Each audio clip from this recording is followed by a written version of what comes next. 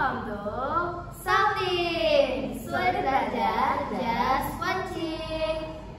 Jadi hari ini saya Nafisa Dan saya Aska akan menjelaskan sejarah tentang kerajaan Mataram. Kalian ingat nggak sih kerajaan Demak itu akhirnya kayak gimana?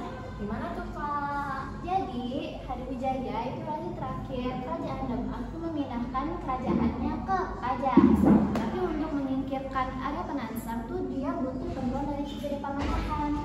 Nah, karena dia berhasil dan bantuannya si temannya ini, dia mendapatkan hutan mental. Terus si Hadiwijaya itu kan punya anak, namanya Pangeran Benowo. Terus habis itu Ki Pamanahan tuh punya anak juga namanya Sutawijaya. Tapi kan tahta tuh kan diturunin biasanya ke anaknya. Iya, anaknya. Tapi anaknya ini nggak mau. Gimana tuh jadinya?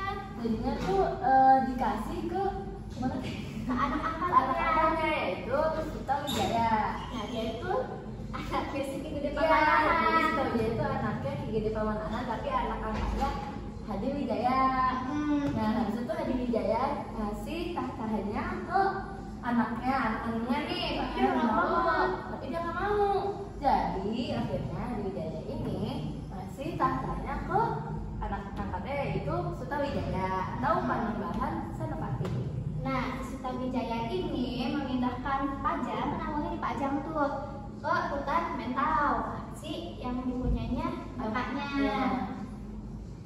Dan dinamain sebagai Kerajaan Mataram Islam. Nah, itu tuh asal usulnya kenapa bisa terbentuknya kerajaan Mataram, guys. Nah, sekarang kita akan menjelaskan tentang wilayah kekuasaannya si Sutawijaya. Ya. Nah, sekarang pindah tempat dulu. Nah, sekarang kita akan membahas daerah kekuasaan si Sutawijaya ini atau yang disebut Panembahan Senopati. Jadi wilayah kekuasaan Sutawijaya itu ada di Pati, Jawa Tengah, karena posisinya tuh sederajat sejak penyerahan. Terus pas tahun 1586 sampai 1587, si Senopati ini berusaha menaklukkan Bangwetan atau Tlatah Madiun, tetapi gagal oleh pasukan Retno Dumilah. Terus tahun 1590 mereka coba lagi nih buat naklukin Madiun dan berhasil. Terus tahun 1591 mereka berusaha menaklukkan Kediri dan Ponorogo dan itu juga berhasil. Terus tahun 1568 sampai 1599 si Sutawijaya dan pasukannya ini berusaha menaklukkan Tuban, tetapi gagal. Nah, udah gagal. Tahun 1601 Sutawijayanya ini wafat, guys, dan dimakamkan di Istana Kota Gede. Terus setelah wafat ini Sutawijaya digantikan oleh Raden Mas Jolang atau yang disebut juga Prabu Hanaprawati. Tadi kan Sutawijaya wafat ya, habis itu digantiin sama anaknya yaitu Raden Mas Jolang atau namanya Prabu Hanaprawati. Nah, pada tahun 1601 sampai 1608 dia itu fokusnya ke pemberontakan karena ada pemberontakan dari Pangeran Kuba yaitu Bupati Demak dan Pangeran Jayara Bupati Ponorogo. Alasannya kenapa? Karena mereka rajanya tuh lemah gitu.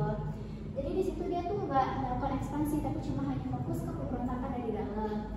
Terus pada tahun 1610 sampai 1613 dia berusaha menaklukkan Surabaya, tapi usahanya gagal. Dan pada 1613 dia wafat di Krapiak dan diberikan gelar Sedoin Krapiak atau artinya mati di Krapiak.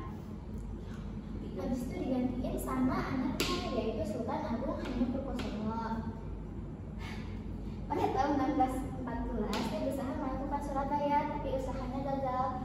Sudah kan tadi awalnya tuh udah pengen ditaklukin sama bapaknya tuh, cuma nggak bisa pasti lagi sih. Kenapa? Karena tuh sebenarnya Surabaya itu ada temennya. Ya udah deh, gue coba incarin si teman-temannya dulu, yaitu Tuban pada 1619 ditakluk, Sukadana 1622 ditakluk, dan Madura pada 1624 ditakluk. Dan habis itu pada akhirnya si Surabaya kalah pada tanggal 16 Juli. Ya, karena mereka teman-temannya ini kan udah pada dikalahin.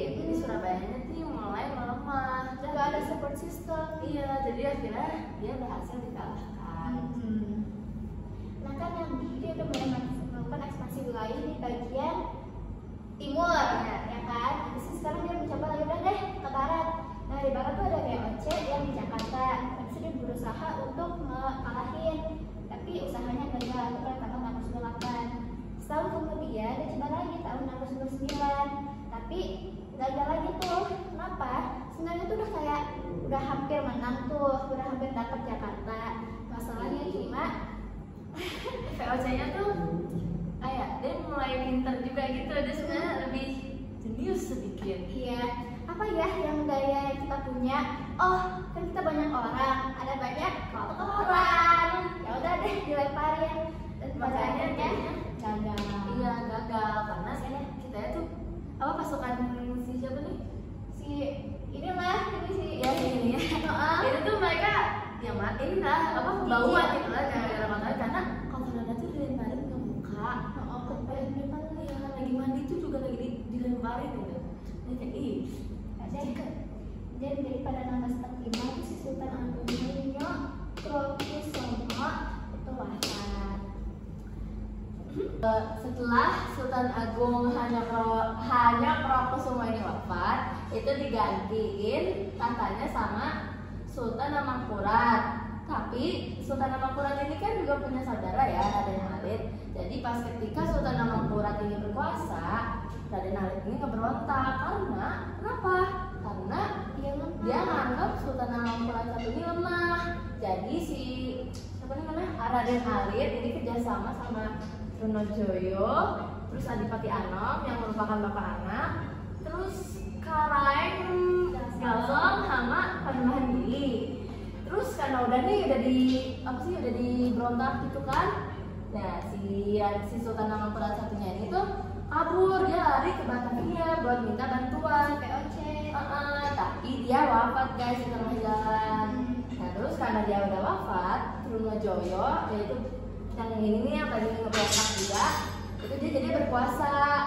Nah anaknya sendiri nih Adipati Anom, dia malah merasa terancam dengan bapaknya sendiri, katanya karena jadi si Adipati Anom ini sebenarnya juga mau jadi yang berkuasa, tapi kan bapaknya nih yang berkuasa. Jadi Adipati Anom ini kayak Kayaknya bisa dibunuh. Nah, terus habis itu karena Adipati Anom terancam, dia mau menjalin kerjasama dengan VOC nih.